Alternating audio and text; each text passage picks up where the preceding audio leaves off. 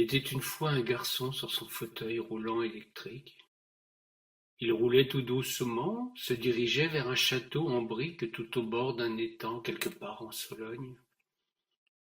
La brume prêtait à cette bâtisse un aspect fantomatique. Quelques lumières, échappées des grandes portes-fenêtres, lui conféraient un aspect de phare breton perdu au milieu de l'océan. Dans le lointain résonnaient les aboiements lugubres d'une meute de chasse à courre en pleine curée. Le terrifiant râle d'un vieux cerf lui glaça le sang.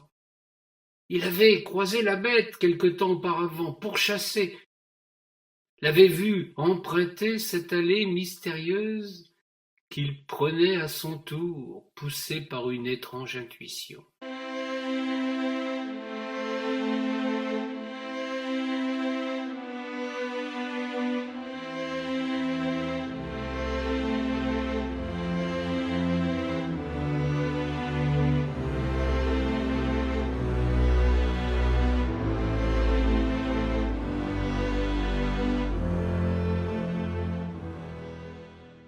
La nuit, l'angoisse de l'inconnu lui donnait envie de rebrousser chemin, que ce décor paraissait sinistre. Quelque chose pourtant l'attirait mystérieusement, comme si la vieille Baptiste au volet claquant l'invitait à poursuivre son expédition. L'enfant pressentait une énigmatique présence dans ces murs abandonnés. Plus il avançait, plus il entendait de la musique. L'enfant ferma les yeux pour mieux se laisser pénétrer par la mélodie. Il en oubliait ses craintes et son angoisse. Il ne se souciait guère de sa mère qui, à cette heure tardive, devait être folle d'inquiétude. Il était perdu dans ses pensées. Il lui avait fallu arrêter son fauteuil devant les gravillons de la cour du château. Obstacle impossible pour lui.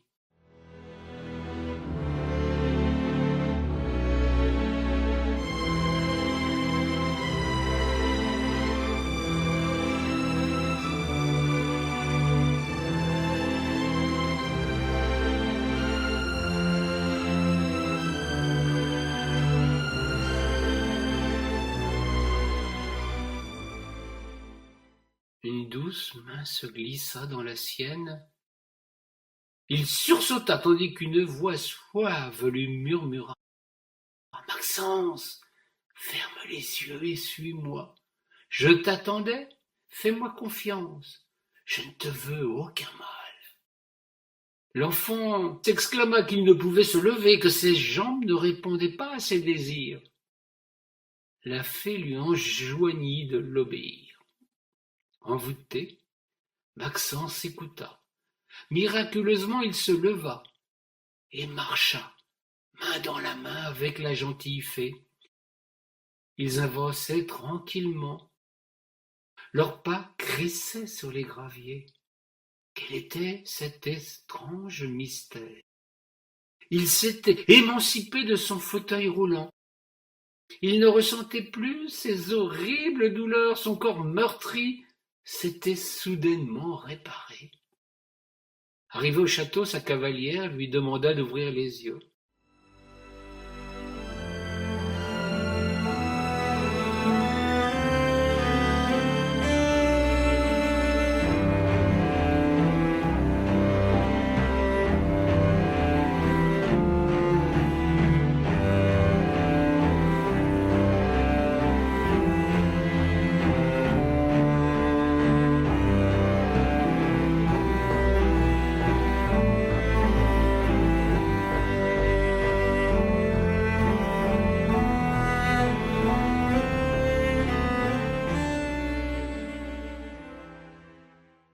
Ils entrèrent dans la grande salle du château. Il y avait là une foule chamarrée, bruyante, joyeuse. Maxence découvrit éberlués des couples de danseurs tournoyant joyeusement.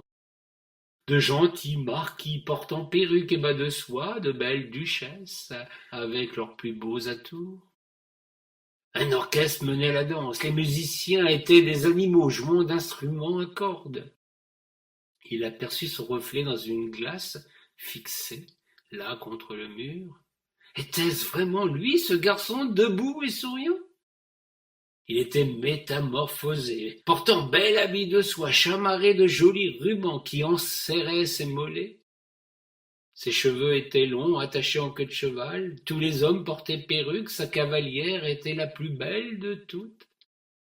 Il percevait de la jalousie dans les œillades envieuses des muscadins.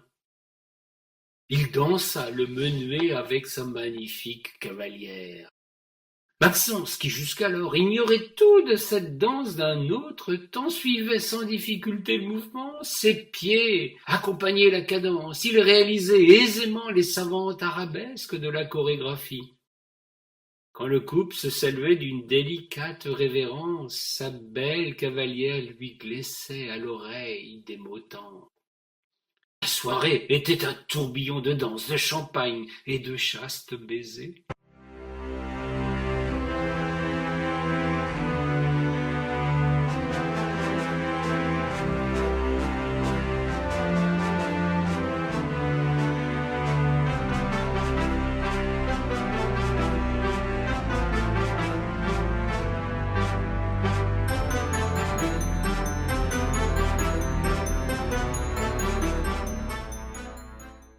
Le jour se leva dans le lointain. Les danseurs quittèrent à la hâte le château, emportés par des attelages surgis de nulle part. L'enfant ne s'étonna même pas lorsqu'un couple fut emporté par un immense cygne noir surgi de l'étang et traînant un carrosse en forme de citron. Dans la salle, des couples redevinrent de vulgaires rats des champs. C'était la débandade, des chauves-souris s'envolaient, des araignées s'accrochaient au plafond tandis que les vipères rampaient vers le perron. Ils étaient désormais les deux seuls humains égarés dans cette ménagerie. Les musiciens, eux aussi, avaient disparu, sans pour autant que la musique ne se soit tue. Le soleil se leva, la brume enveloppa l'étang et la campagne environnante. Le couple dansa encore, sans éprouver la moindre fatigue. La fée était éblouissante. Elle l'embrassa voluptueusement, puis le prit par la main pour le conduire à l'étage. Dans l'escalier, la belle riait aux éclats. Elle l'entraîna dans une chambre où brûlait un somptueux feu de cheminée. Elle se fit beaucoup plus câline. Maxence était au pays des merveilles. Sa princesse le caressa, il frissonna et tous deux s'abandonnèrent à l'explosion des cendres. Ils s'aimèrent tendrement. Maxence était le prince charmant d'une duchesse, d'une reine, d'une fée. Elle l'aimait, il l'aima.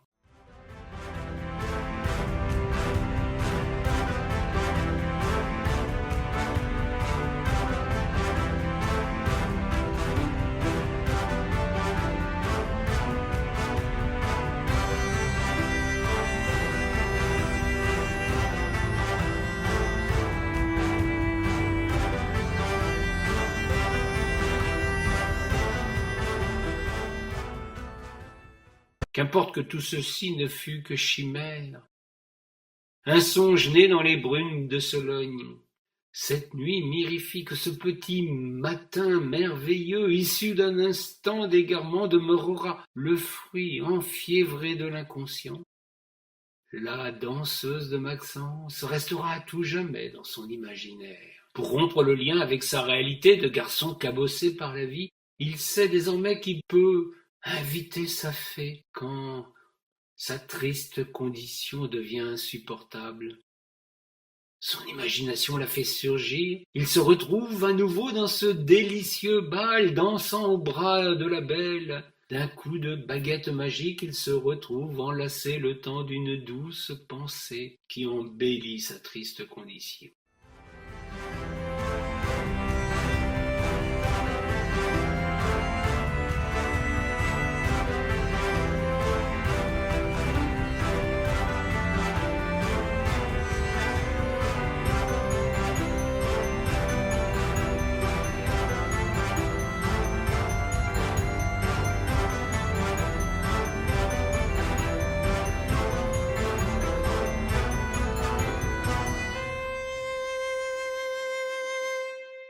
puissiez-vous, vous les enfants qui m'écoutez, convoquer dans vos rêves un ailleurs merveilleux qui surgit quand votre présence se charge de lourds nuages, de sombres menaces. Il suffit de fermer très fort les yeux et d'y croire infiniment.